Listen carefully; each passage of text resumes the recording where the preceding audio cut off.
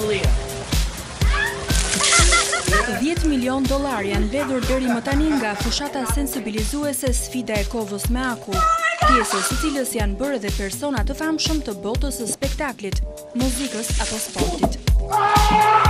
Këngëtarja me origjinë shqiptare Rita Ora është ndër personazhet e fundit që ka planuar këtë sfidë. Më herët, pjesë e saj janë bërë edhe themeluesi i Facebook, Mark Zuckerberg, ai i Microsoftit, Bill Gates, moderatorja e talk show-ve amerikan Oprah Winfrey, apo edhe futbollistët Cristiano Ronaldo e Steven Gerrard. Fushata e kovës me akull nisi fillimisht në Shtetet e Bashkuara të Amerikës me qëllim ndihmën e personave që vuajnë nga skleroza dhe sëmundje të tjera mendore. Nëse një person pranon të bëhet pjesë e saj, ai duhet të hedhë një kovë me akull mbi kokë dhe të jap $10. Nëse pranon sfidën, por refuzon të hedhësh akullin mbi kokë, atëherë duhet të japësh $100 si ndëshkim. I gjithë ky proces duhet të filmohet ose fotografohet.